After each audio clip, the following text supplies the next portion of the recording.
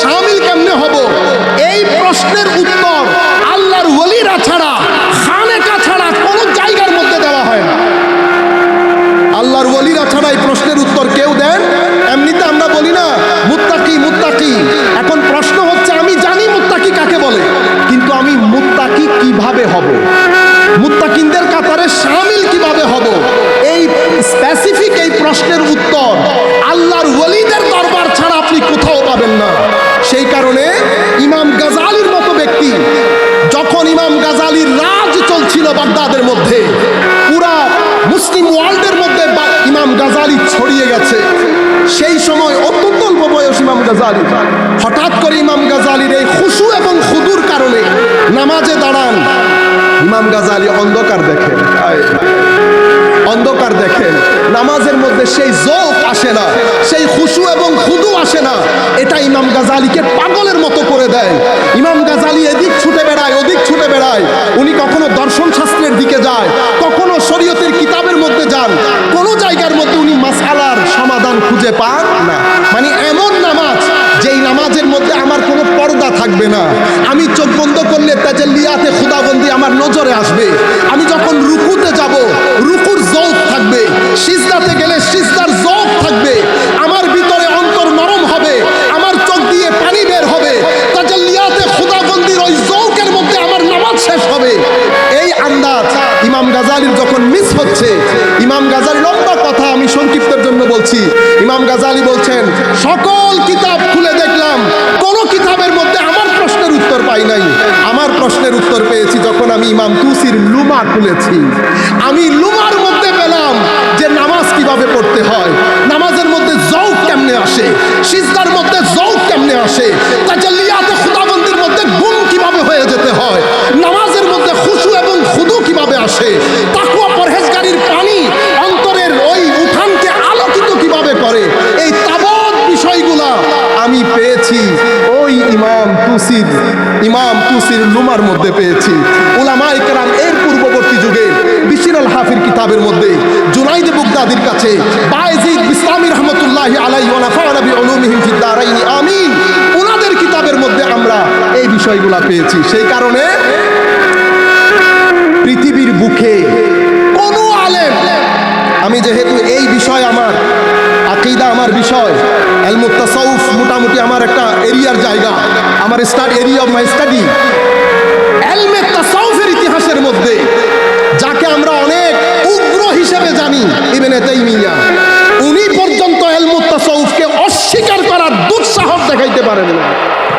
বরং হুজুর গৌসুল আজম আব্দুল কাদের জিলানী রাদিয়াল্লাহু তাআলা আনহুর ভেলায়েতের হাইটের সামনে মাথা ঝুঁকাই দিতে বাধ্য হয়েছে এবং হুজুর গৌসুল আজমের কারামত বর্ণনা করতে বাধ্য হয়েছে, কাশফের কথাগুলো বলতে বাধ্য হয়েছে ইবনে তাইমিয়া। এই ইবনে তাইমিয়া তাসাউফকে কোরআনের দলিল, কোরআনের আয়াত দিয়ে, 4টা কোরআনের আয়াত দিয়ে তাসাউফকে এস্টাবলিশ করেছে। কেন? কারণ সুফিয়ায়ে কেরাম যারা আল্লাহর ওলি ছিলেন, তারা জাহেরান এবং বাতেনান, প্রকাশ্যে এবং অপ্রকাশ্যে মুহাম্মদুর রাসূলুল্লাহ সাল্লাল্লাহু আলাইহি ওয়াসাল্লামের তালিমাতের সত্যিকার অর্থে ধারক এবং বাহক ছিলেন। জাহের এবং বাতেনে আমার নবী কেমন ছিলেন, কোন ব্যক্তি যদি লিখতে চান, ইমাম গাজালিকে দাঁড় করিয়ে দেন, জাহের এবং বাতেন দেখে দেখে আপনি আমার নবীর জাহের বাতেন লিখতে পারবেন। আপনি ইমাম তুসিকে দাঁড় করিয়ে দেন, বায়েজিদ বিস্তামিকে দাঁড় করিয়ে দেন, জুনাইদ আল বাগদাদিকে দাঁড় করিয়ে দেন, হারিস আল মুহাসিবিকে দাঁড় করিয়ে দেন, জুন্নুন মাসরিকে দাঁড় করিয়ে দেন, ইমাম নূরিকে দাঁড় করিয়ে দেন, আপনি ওনাদের লাইফ স্কেচ দেখে ওনাদের উঠা বসা, চাল চলন, কথা বার্তা, জালওয়াত খালওয়াত, দিন রাত সব কিছু আমার নবীর জাহের এবং বাতেনকে রিপ্রেজেন্ট করে। যার কারণে পৃথিবীর ইতিহাসের কোন মানুষ, কোন আলেম তাসাউফের বিরুদ্ধে কখনো কলম ধরতে পারে, আল্লাহর কোন ওলির বিরুদ্ধে কখনো কলম ধরতে পারেন নাই। আপনাদেরকে বলছি, কিছুদিন আগে আমি একটা জায়গায় গিয়েছি, আপনি দেখেন প্রশ্নগুলা কিরকম।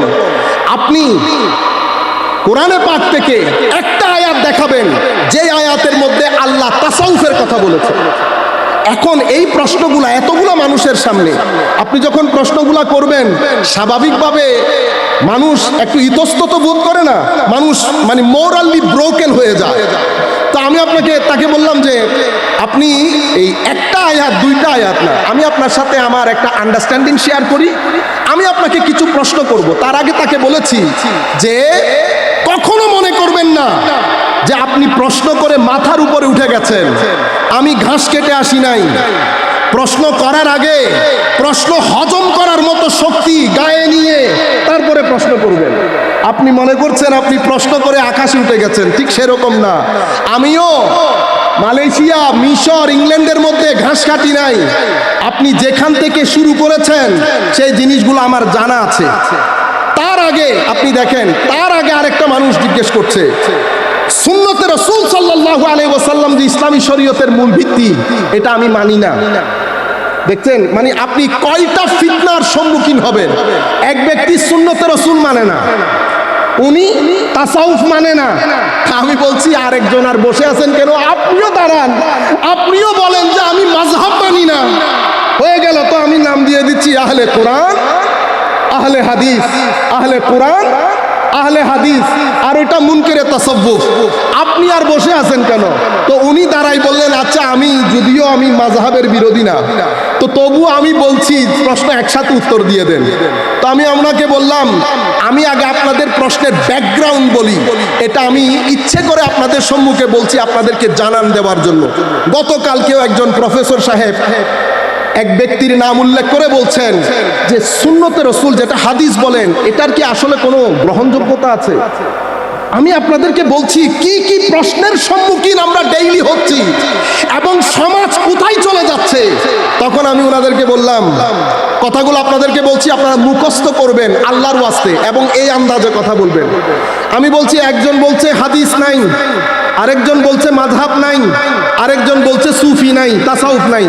আমি বলছি আশ্চর্যের বিষয় হচ্ছে এই প্রত্যেকটা কথার কোনোটা কথা মুসলমান বলে না।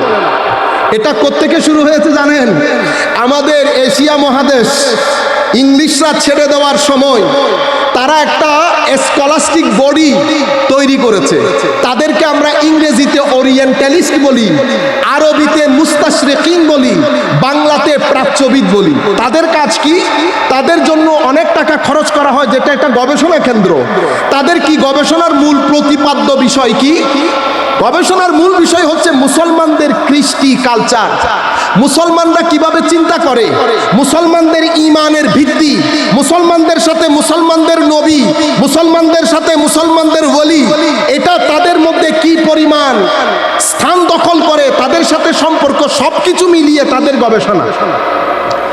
এই গবেষণা করতে গিয়ে ওয়েস্টার্ন স্কলাররা এই গবেষণা করতে গিয়ে তন্মধ্যে গুরুত্বপূর্ণ ভূমিকা পালন করেছেন দুইজন।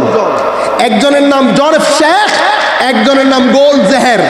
তারা কিতাব লিখেছে Mohammedan jurisprudence, origin of Mohammedan jurisprudence, Mohammedan সুন্নাহ, aspect of Islamic civilisation, mister Arberry, Nicholson, এরকম অনেক স্কলার। মূল ব্যক্তি দুইজন, একজন জন এফ শেখ আর একজন গোল্ডজেহের।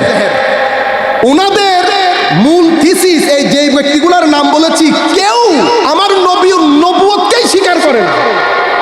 তারা কেউ আমার নবীর নবুয়তকে, তো যারা নবীর নবুয়তকেই মানে না, তারা যখন কোনো কনক্লুশন বা রিসার্চ দেবে এটা আমরা গ্রহণযোগ্য হবে। তারা প্রথমে আপনাদের খুব সুনাম করেছে, মুসলমানরা এরকম, মুসলমানরা ওই রকম, অ্যান ইন্ট্রোডাকশন টু মোহামেডান ল। এখন আমি আপনাদেরকে মূল থিসিসগুলা বলছি। বলতে বলতে এক নাম্বার কথা, এই মুসলমানরা যেটাকে ফিকহে ইসলামী বলে, এটা আসলে মুসলমানদের না।